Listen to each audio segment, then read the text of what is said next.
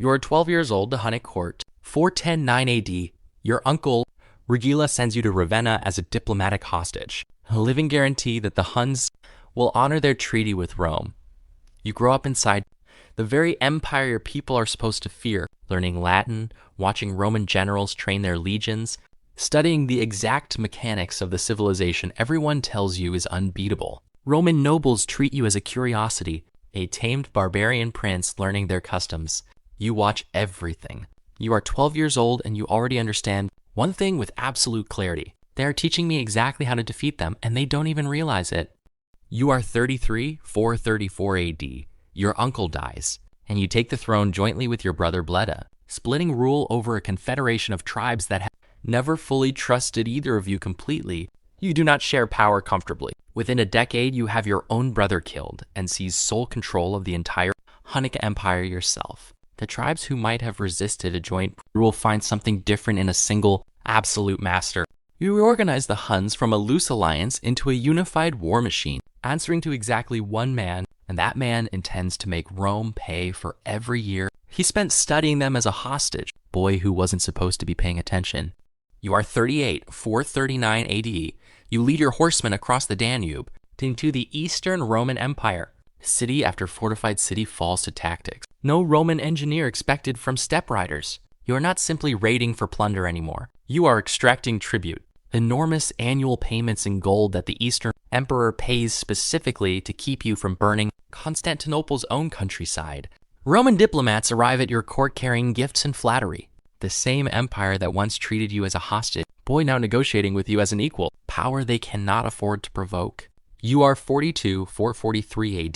The Eastern Empire falls behind on payments, and you respond by devastating the Balkans so thoroughly that entire cities simply cease to exist. Nisus, Serdica, Sirmium, one after another, burned or emptied. When Eastern Roman envoys finally sit across from you to negotiate peace terms, you triple the tribute demand on the spot and dare them to refuse. They pay.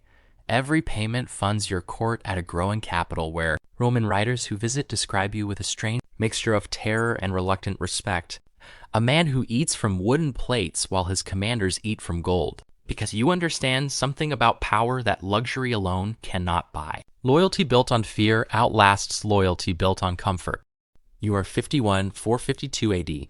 You turn west into Gaul, and at the Catalonian plains you face a coalition no one thought possible. Romans and Visigoths, ancient enemies, fighting side by side purely because you frighten them more than they fear each other. It is the bloodiest battle Europe has seen in generations, and for the first time in your life you do not win outright.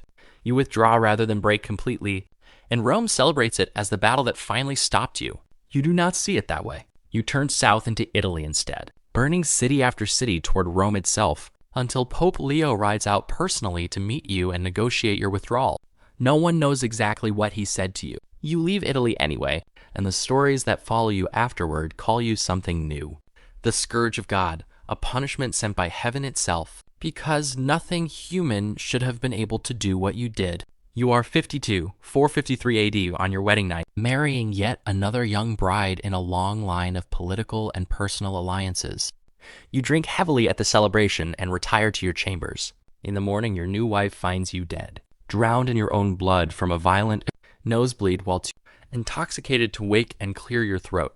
The empire builder who terrified two halves of Rome simultaneously, who forced emperors to empty their treasuries in tribute, dies choking quietly in his own bed, and no blade ever managed to do what one ordinary knight accomplished instead.